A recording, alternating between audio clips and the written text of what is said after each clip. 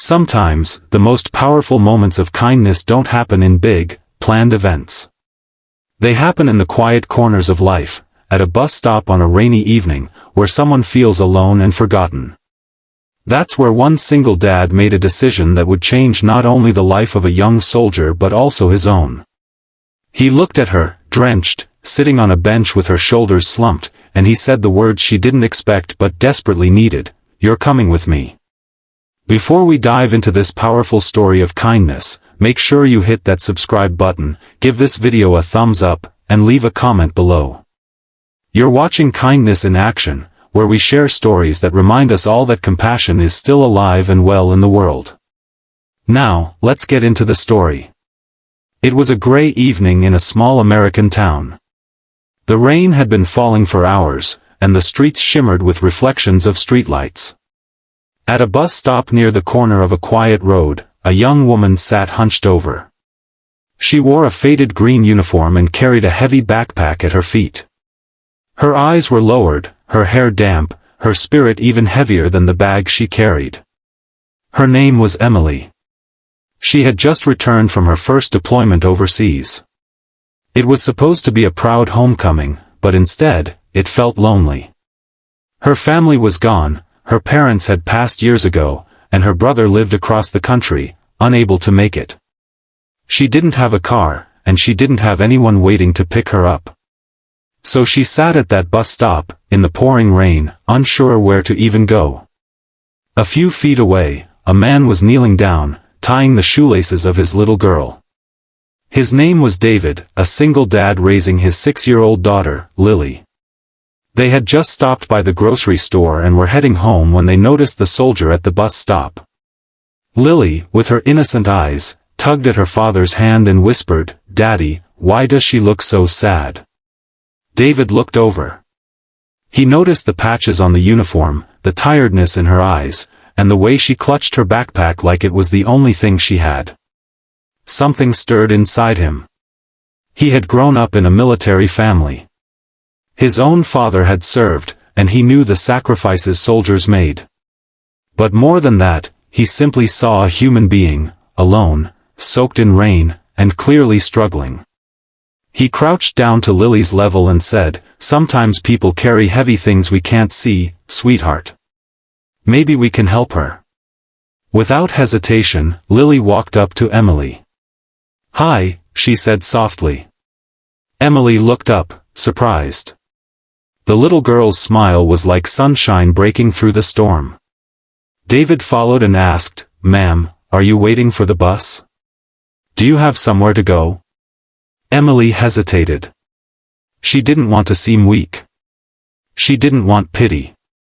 But the truth slipped out in her trembling voice, "I just got back. I don't really know where to go yet." David looked at her for a moment. Then, without overthinking, he said words that would change everything, "You're coming with me."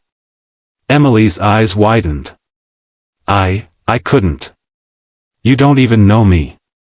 He shook his head with a gentle smile. "Maybe not yet. But I know you've served this country. And I know no one should sit alone in the rain with nowhere to go. Come on. We'll get you dry, we'll get you warm, and we'll figure it out from there." Emily looked at him, then at the little girl who was holding out her tiny hand as if to say, "Trust us." Something inside Emily broke open. She nodded. They drove to David's modest home on the edge of town. It wasn't big, but it was filled with warmth. Lily chattered in the back seat, asking Emily about her favorite colors, her favorite foods, and whether she liked puppies. For the first time in months, Emily found herself smiling. When they arrived, David handed her a towel and said, "Make yourself at home." Emily hesitated at the doorway, overwhelmed by the smell of home-cooked meals and the sound of laughter echoing through the walls. It had been so long since she had felt anything like this. They shared dinner together that night, just simple pasta with tomato sauce, but to Emily, it was a feast. She hadn't realized how much she missed the comfort of sitting around a table, passing plates, and hearing a child's giggles. After dinner, Lily insisted on showing Emily her drawings and stuffed animals. Emily knelt down and listened with genuine attention, letting herself be pulled into the small but bright world of a child. For those few hours, the weight she carried seemed to lift. Later, when Lily was tucked into bed, Emily sat with David in the living room. She confessed how lost she felt. "I thought coming home would feel different," she admitted. "But I don't even know where I belong anymore." David nodded slowly. "I can't pretend to know exactly what you've been through. But I do know this: you don't have to figure it all out alone. You served others. Let someone serve you for a change." Emily's eyes filled with tears. No one had said something like that to her before. She whispered, "Thank you." What was supposed to be one night turned into a week. Emily helped around the house, cooked meals, and even walked Lily to school. In return, she was given something priceless: a sense of belonging. David never treated her like a burden, he treated her like family. Word spread in the community. Neighbors learned about Emily, and soon they were dropping by with casseroles, job leads, and offers of help.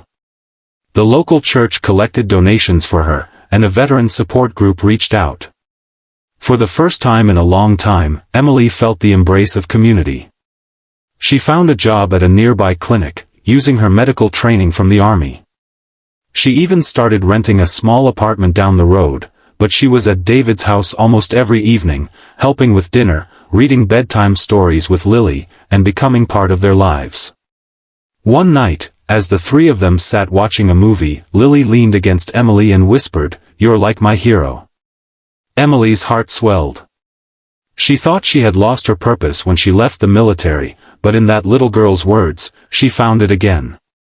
Months passed, and Emily thrived. But she never forgot the moment it all changed, the moment a single dad at a rainy bus stop looked at her and decided to act with kindness. David never saw himself as a hero. To him, it was simple: when you see someone in need, you don't walk past them. You open your door.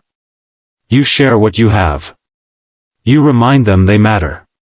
And that's what kindness is.